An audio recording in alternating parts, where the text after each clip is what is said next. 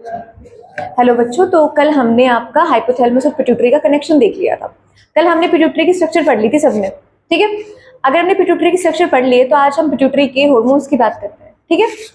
अगर हम बात करें आपके पिट्यूटरी ग्लैंड की, तो हमने कहा है कि भाई पिट्यूटरी ग्लैंड पहले तो जैसे हमारे पास हाइपोथैलेमस की लोकेशन थी, ऐसे ही हमारे पास पिट्यूटरी ग्लैंड की भी एक लोकेशन है।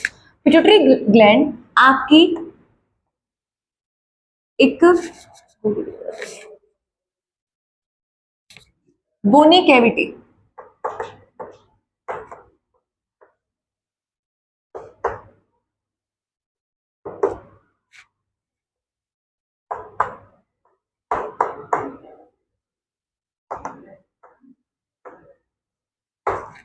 आपके पास ब्रेन में एक बोन होती है जिसका नाम है स्फेनोइड बोन, ठीक है। स्फेनोइड बोन जो है उसके अंदर एक बोनी कैविटी, अगर वो एक बोन है तो उसके अंदर एक कैविटी, एक खाली स्पेस, उस खाली स्पेस का नाम है सेला टर्सिका। क्या नाम है? सेला टर्सिका। तो ऐसे मान के चलो ये एक बोन है, इस बोन का नाम क्या है भाई? Sphenoid bone. स्फेनोइड बोन के अंदर एक कैविटी है, कैविटी का नाम है सेला टर्सिका, और उसके अंदर आपकी क्या पाई जाएगी? पिट्यूटरी ग्लैंड पाई जाएगी, ठीक है। तो अगर हम बात करें पिट्यूटरी ग्लैंड की, तो मैं सिर्फ ओवरव्यू दे रही हूँ आपको, क्योंकि कल मैं स्ट्रक्चर पढ़ा चुकी हूँ। आपके पिट्यूटरी में दो स्ट्रक्चर होती है, मतलब दो लोब की आपकी पिट्यूटरी होती है। एक होती है आपकी एंटीरियर पिट्यूटरी, एक होती है आपकी पोस्टीरियर पिट्यूटरी। एंटीरियर पिट्यूटरी में आपके पास पार्स डिस्टेलिस और पार्स इंटरमीडिया आता है, और पोस्टीरियर में आपके पास आता है पार्स नर्वोसा। पार्स नर्वोसा के हार्मोन, मतलब आपकी पोस्टीरियर पिट्यूटरी में जो हार्मोन स्टोर होते हैं, रिलीज नहीं, बनते नहीं है, स्टोर होते हैं, उनका नाम क्या था? वैसोप्रेसिन, मतलब एडीएच है वैसोप्रेसिन, और ऑक्सीटोसिन। उनके फंक्शन हमने कल पढ़ लिए थे।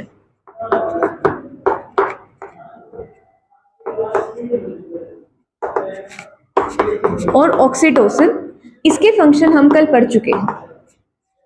अब हम बात करते हैं आपके इंटीरियर पिट्यूटरी के हार्मोन की, ठीक है। आपके अगर इंटीरियर पिट्यूटरी के हार्मोन की अगर हम बात करें, तो हमने कल ही आपको ये बोला था कि जो आपकी पिट्यूटरी ग्लैंड होती है वो मास्टर ऑफ ऑल ग्लैंड होती है। हाइपोथैलेमस तो पिट्यूटरी को रिलीज या इनहिबिट करने का सिग्नल देता है, लेकिन आपकी जितनी भी बॉडी में ग्लैंड्स हैं उन सबसे हार्मोन रिलीज कराने का काम कौन करती है? आपकी पिट्यूटरी ग्लैंड करती है। इसलिए हम इसे क्या बोलते हैं? Master of all gland. क्या बोलते हैं? Master of all gland. तो देखो इसके हार्मोन क्या क्या होंगे।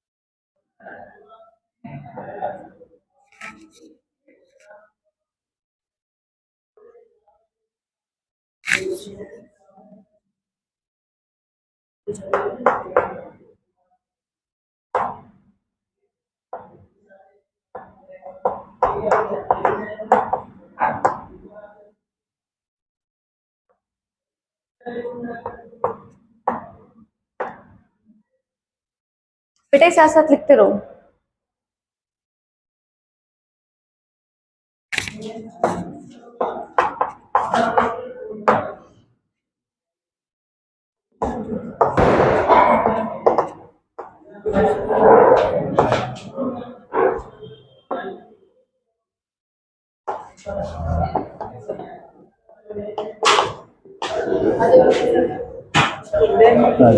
बच्चे को इवेंट्स का स्क्रीनशॉट लो, देखो।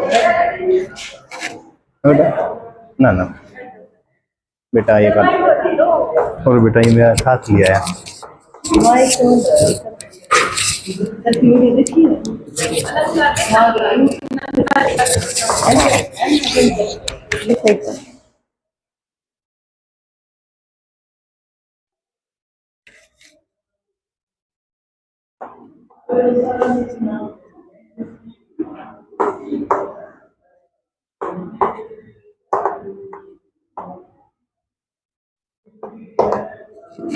लिख लिया होगा ये सबने?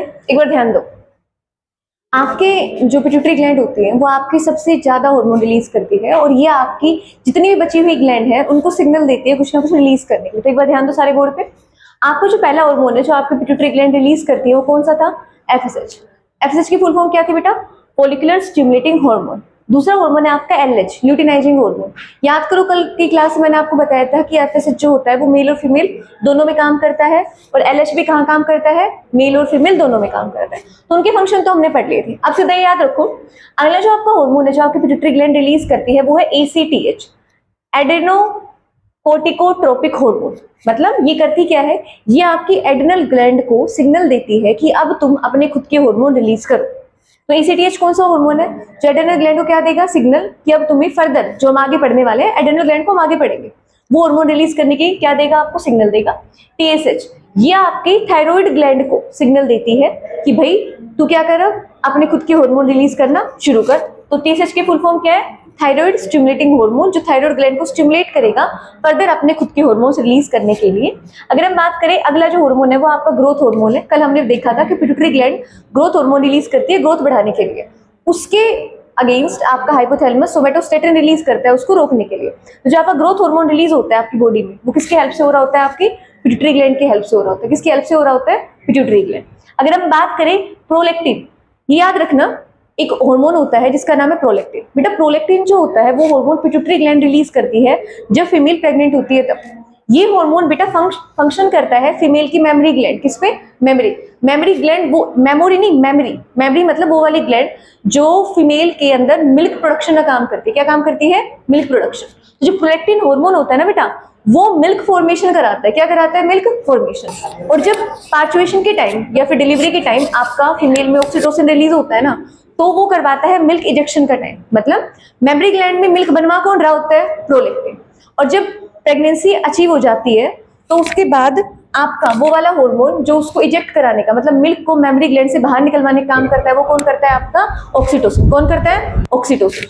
तो देखो, अच्छा ऑक्सीटोसिन किसका हार्मोन है? वो भी पिट्यूटरी का हार्मोन है। बस कौन सी पिट्यूटरी का? पोस्टीरियर पिट्यूटरी का। अब एक और हार्मोन आता है बेटा एमएसएच। एमएसएच की फुल फॉर्म है मेलानोसाइट स्टिमुलेटिंग हार्मोन। आपका मैंने आपको कल ये बताया था कि आपका जो पास डिस्टेलिस है और पास इंटरमीडिया है वो ह्यूमन में क्या है? आपका फ्यूज्ड होता है। इसीलिए मैंने आपके पार्स इंटरमीडिया का हार्मोन जिसका नाम क्या है? मेलानोसाइट स्टिमुलेटिंग हार्मोन, इसको किस में लिखा है? आपके एंटीरियर पिट्यूटरी के अंदर लिखा है। तो सुनो क्या होता है? एमएसएच मेलानोसाइट स्टिमुलेटिंग हार्मोन आपकी स्किन की मेलानोसाइट सेल्स पे एक्ट करता है। किस पे एक्ट करता है? मेलानोसाइट सेल्स पे। और ये आपकी स्किन पिगमेंटेशन करता है। क्या करता है? पिगमेंटेशन। देखो होता ये है, कई बार नोटिस करो, हम सब बाहर जाते हैं, बाहर जाने के बाद धूप में 1-2 घंटे घूमने के बाद हम ये नहीं कह सकते हमें टैनिंग होगी है। होता ये है कि आपकी स्किन को यूवी रेस से या फिर धूप से रेस से बचाने के लिए आपका एमएसएच रिलीज होता है। और वो एमएसएच क्या करता है? आपकी स्किन की सेल्स पे क्या एक्टिवेट करवा देता है? मेलेनिन पिगमेंट का। क्या एक्टिवेट करवा देता है? मेलेनिन पिगमेंट की फॉर्मेशन। तो वो मेलेनिन पिगमेंट तुम्हें बचाने के लिए होता है। मतलब वो जो तुम थोड़े से टैन होके आ जाते हो ना, वो होता किस लिए है? कि आपकी स्किन को बचाया जा सके। किससे? आपके धूप से। तो जो मेलेनिन पिगमेंट होता है वो क्या करता है? आपकी सेल से रिलीज होता है, मेलानोसाइट सेल से रिलीज होता है। रिलीज होने के बाद वो पिगमेंटेशन आपके पूरे बॉडी पे, हाथ पे दिखने लग जाती है और आप यूवी रेस से क्या कर जाते हो? बच जाते हो। तो उस टाइम आपका कौन सा हार्मोन रिलीज होता है पिट्यूटरी से? एमएसएच।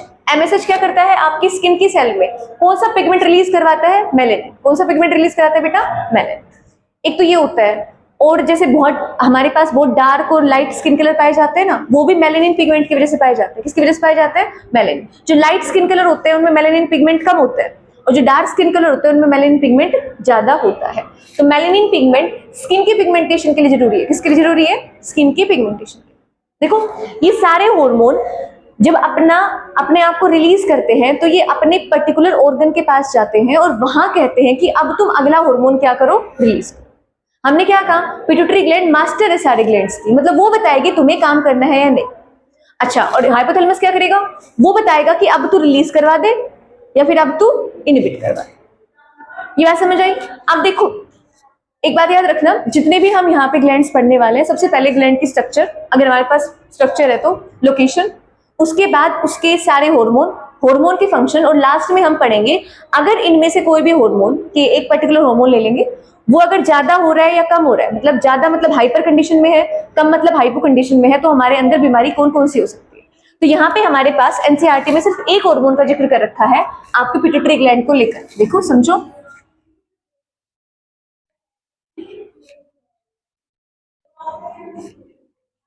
एनसीईआरटी सिर्फ एक हार्मोन का जिक्र करती है, ग्रोथ हार्मोन का। अगर आपके पिट्यूटरी ग्लैंड ग्रोथ हार्मोन का सेक्रेशन कम कर दे तो आपको जो बीमारी होगी वो कौन सी होगी? ड्वार्फिज्म। ड्वार्फिज्म मतलब बेटा इंसान बौना रह जाएगा, बहुत छोटा रह जाएगा, 2 या फिर 2-3 के आसपास की हाइट हो जाती है, 1.5 की भी आ जाती है, मतलब बहुत छोटी हाइट रह जाती है उसकी। ठीक है, तो देखो अगर हमारे पास हम ग्रोथ हार्मोन को पिट्यूटरी कम रिलीज करना शुरू कर दे तो कौन सी बीमारी आ जाती है? ड्वार्फिज्म। अगर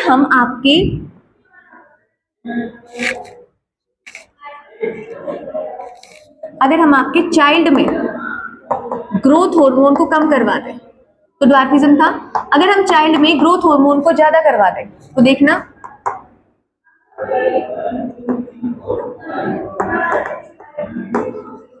देखो एक बच्चा है, होता ही है कि जब हम 21 साल के हो जाते हैं तो हमारी ग्रोथ रुक जाती है, पर एक छोटा बच्चा है, उस छोटे बच्चे में जो ग्रोथ हार्मोन है उसका सिक्रेशन बहुत ज्यादा है, तो उसकी जो हाइट है वो एक टाइम के बाद कितनी होगी?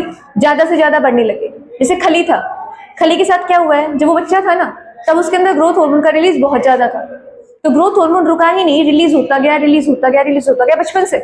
तो अगर ऐसे इंसान जिनके अंदर ग्रोथ हार्मोन बचपन से ही ज्यादा रिलीज हो रहा है, उनके अंदर जो बीमारी हो जाती है उसका नाम है गिंगियाटिज्म। क्या है?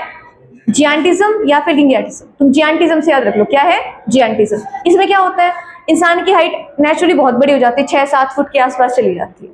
अगर मान के चलो एक और दिक्कत, अगर आपका अडल्ट है, अडल्ट मतलब भाई आप हो चुके हो 18-19 साल के, आपकी हाइट नॉर्मली बढ़ रही है, अब 18-19 साल के बाद भी आपका ग्रोथ हार्मोन सिक्रीट होना बंद ना हो।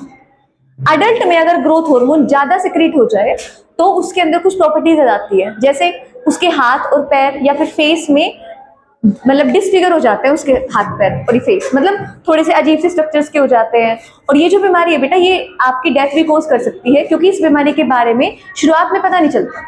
मैंने क्या कहा, चाइल्ड में तो हमें पता चल जाएगा कि चाइल्ड अपनी नेचुरल उससे ज्यादा ग्रोथ ले रहा है, पर एक अडल्ट है 21-22 साल का हो चुका है मान लो, उसकी हाइट रुक जानी चाहिए तो नॉर्मली, लेकिन उसके अंदर अभी भी ग्रोथ हार्मोन का रिलीज बहुत ज्यादा है अडल्ट में, तो क्या होगा, उसके जो हाथ पैर है और उसका जो फेस है वो बहुत डिसफिगर्ड हो जाएगा। डिसफिगर्ड मतलब उसकी फेस और उसके हाथ की स्ट्रक्चर बहुत ही अलग हो जाएगी नॉर्मल से। ये बीमारी क्या कोज कर सकती है?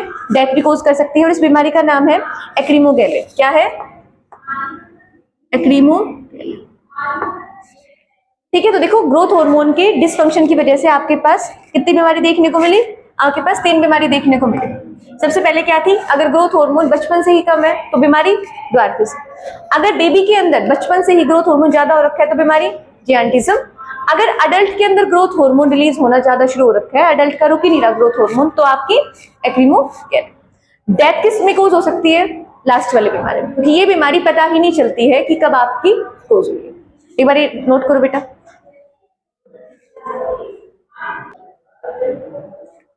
बेटा हमने आपके कौन कौन से अब तक ग्लैंड्स पढ़ लिए हैं? देखो हमने पढ़ लिया हाइपोथैलेमस, जो कि आपका पिट्यूटरी के ऊपर कंट्रोल रखता है। कैसे कंट्रोल रखता है? क्या तो पिट्यूटरी कहेगा कि तू रिलीजिंग हार्मोन रिलीज कर, या फिर कहेगा कि भाई तू, या फिर खुद उसके ऊपर इनहिबिटिंग हार्मोन देगा। मतलब पिट्यूटरी का जो फंक्शन है वो अपने जो हार्मोन बनाती है उनको रिलीज कराने का सिग्नल, और वो जो फंक्शन कर रही है उनको इनहिबिट कराने का फंक्शन कौन करता है? आपका हाइपोथैलेमस। फिर आती है आपकी pituitary, master of all the glands. ये क्या करती है, ये सारी ग्लैंड पे कंट्रोल करती है। ये वो हार्मोन रिलीज करेगी जो कि सारे ग्लैंड्स को सिग्नल देके आएंगे कि अब तुम अपना काम शुरू करो। तो जो भी हमने अभी हार्मोन पढ़े थे वो हर ग्लैंड के पास जाएंगे और क्या करेंगे, बोलेंगे भाई तू अपना काम शुरू कर। तो बेटा जब इन ग्लैंड्स का नंबर आएगा ना तभी हम पढ़ लेंगे कि ये ग्लैंड्स कौन से हार्मोन सिक्रीट करती है और उनके फंक्शन क्या है। अगली जो हमारी ग्लैंड है बेटा वो है आपकी पाइनियल ग्लैंड। क्या है आपकी पाइनियल ग्लैंड। लोकेशन की बात करते हैं। लोकेशन है इसकी dorsal and upper two hypothalamus and brain. जो आपका हाइपोथैलेमस था उसके बैक साइड में और उससे थोड़ा सा ऊपर, मतलब हाइपोथैलेमस के बैक और उसके थोड़ा सा ऊपर कौन किसकी पोजीशन होगी आपकी पाइनियल ग्लैंड की। अगर मैं इसकी साइज की बात करूं तो इसका साइज होगा बेटा पी साइज। पी साइज मतलब मटर के दाने जितना इसका साइज होता है, ज्यादा बड़ी नहीं होती बेटा। इतना तुम्हारा ब्रेन है, इतनी बड़ी बड़ी ग्लैंड तो वैसे भी नहीं बना सकते अपन। अगर हम बात करें इसका जो हार्मोन है, क्योंकि हर ग्लैंड का अपना एक हार्मोन होता है, इसका हार्मोन है बेटा मेलाटोनिन। याद रखना वो था एमएसएच, मेलिनोसाइट स्टिमुलेटिंग हार्मोन। आपकी स्किन की मेलिनोसाइट्स को क्या करके स्टिमुलेट करवा के मेलानिन पिगमेंट रिलीज हो रहा था एमएसएच से, जो कि पार्स इंटरमीडिया वाला फंक्शन था। ये हार्मोन देखो मेलाटोनिन, कौन सा है, मेलाटोनिन। ये मेलाटोनिन हार्मोन है बेटा, इसका सीधा सीधा फंक्शन होता है ये आपकी 24 आवर की साइकिल बायोलॉजिकल क्लॉक, मतलब जो तुम सुबह जगते हो और तुम्हें देखो सो तो हम कभी भी जाते हैं, वो एक अलग बात है, लेकिन तुम सुबह जग रहे हो और रात को तुम सो रहे हो। तुम्हारी 24 घंटे की जो रिदम होती है ना कि अब तुम्हें जगना है, और तुम्हारे देश के हिसाब से, जैसे तुम्हारे देश में जो सुबह और शाम का एक अलग सिस्टम है, यूरोप में अलग सिस्टम है, अगर हम बात करें किसी और जगह की जर्मनी में तो अलग सिस्टम है। तो हम अपनी बायोलॉजिकल क्लॉक, मतलब अब हम सुबह उठ रहे हैं, अब हमें सोना है, अब हमारी दोपहर हो चुकी है, ये जो क्लॉक चलती है ना हमारे ब्रेन में कि अब हम देखो पता चल जाता है हमें शाम आने वाली है, अब हमें सोना है।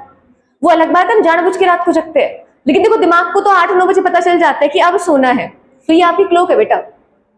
वैसे तो हम जानबूझ के लेट उठते हैं, लेकिन दिमाग को पता चल जाता है ना कि 6 बजे उठना है या 7 बजे उठना है, सुबह पता नहीं चल जाती है।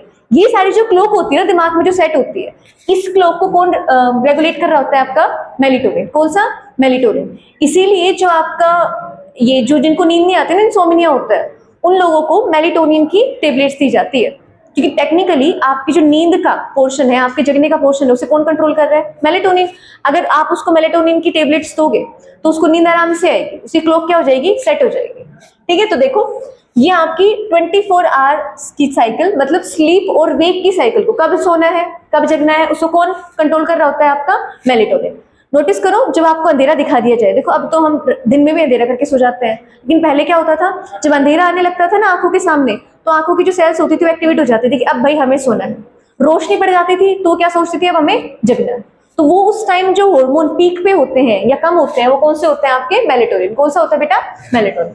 इसके अलावा देखो ये तो इसका मेन फंक्शन है, कोई तुमसे सीधा पूछ ले sleep wake cycle, biological clock, या फिर आपका 24 आवर का जो साइकिल है बॉडी का, उसको कौन कंट्रोल करता है, मेलाटोनिन। ग्लैंड कौन सी, पाइनियल ग्लैंड। ये इसका मेन फंक्शन है। लेकिन हमेशा याद रखना एक हार्मोन कोई एक मेन फंक्शन नहीं कर रहा होता, उसके अलावा वो छोटे मोटे और काम करके भी आता है। जैसे इसका दूसरा काम है आपका बॉडी टेम्परेचर रेगुलेशन। किसमें, बॉडी टेम्परेचर रेगुलेशन। एनसीईआरटी बहुत ही ब्रीफ में नहीं पढ़ा रही है, इनको बहुत एक्सप्लेन करके नहीं पढ़ा रही है, तुम सीधा याद रखो।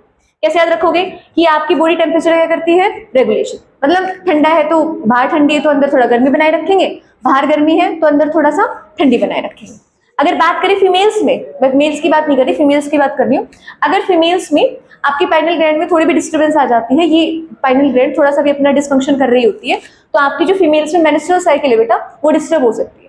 खाली एक रीजन नहीं है ये मत सोचना खाली एक रीजन है। मेंस्ट्रुअल साइकिल डिस्टर्ब होने के बहुत रीजन होते हैं। अभी हम आगे जो ग्लैंड्स पढ़ते जाएंगे उनके हार्मोन भी मल्टीपल फंक्शन कर रहे होंगे, तो उनमें से एक काम कौन करता है, आपका पाइनियल ग्लैंड, जो कि क्या करता है, अगर फीमेल में इसको दिक्कत आ रही है इस ग्लैंड में, तो कौन सी हार्मोन साइकिल डिस्टर्ब हो जाती है, मेंस्ट्रुअल साइकिल।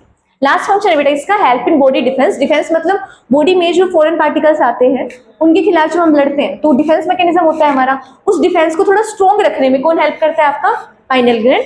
दूसरा पिगमेंटेशन। पिगमेंटेशन से सिर्फ तुम जनरली समझ लो, अभी बॉडी में पिगमेंटेशन, आंखों के सामने काला अंधेरा छा जाना, नींद आने के टाइम। नोटिस करो जब तुम्हें नींद आ रही होती है ना, तुम्हें पता चल जाता है तुम्हें नींद आ रही है, तुम्हारी आंख कैसे हो जाती है, ब्लर ब्लर हो जाती है और आंखों के सामने काली छा जाती है। ठीक है, तो वो यहाँ पे रोल हो गया। दूसरा आपका मेटाबॉलिज्म। मेटाबॉलिज्म का मतलब जो आप खाना खा रहे हो उसको एनर्जी में यूज करना है या फिर उसको स्टोरेज में यूज करना है। अब मेरी बात याद रखना, ये है मेन फंक्शन और ये सारे इसके कॉम्प्लीमेंट्री फंक्शन है। कॉम्प्लीमेंट्री मतलब थोड़ा थोड़ा ये यहाँ भी काम कराता है। एक बात और याद रखना, जितने भी हार्मोन हम पढ़ेंगे उनके जितने फंक्शन हम पढ़ रहे हैं बेटा, सारे फंक्शन दूसरी ग्लैंड्स के साथ क्या करते हैं, कोरिलेट करते हैं। ये फंक्शन है, जैसे मान लो अब मैंने ये पढ़ा है ना मेंस्ट्रुअल साइकिल, मैंने डिफेंस पढ़ा है और मैंने क्या बोला, पिगमेंटेशन। देखो पिगमेंटेशन तो एमएसएच भी कर रहा था। मैंने पढ़ा है आपको मेटाबॉलिज्म। अगली जो हम ग्लैंड पढ़ेंगे ना, उसमें भी आपको ये वर्ड देखने को मिलेगा और ये वाला वर्ड भी देखने को मिलेगा। उससे अगली थैमस ग्लैंड पढ़ेंगे तो आपको ये वाला वर्ड देखने को मिलेगा। इसका मतलब सारे हार्मोन, सारी ग्लैंड कहीं ना कहीं एक दूसरे की हेल्प करके क्या कर रही होती है, मिला जुला फंक्शन कर रही होती है। ठीक है, जितना हमें एक्सप्लेन करना है एनसीईआरटी के हिसाब से वो हम यहाँ एक्सप्लेन कर देंगे।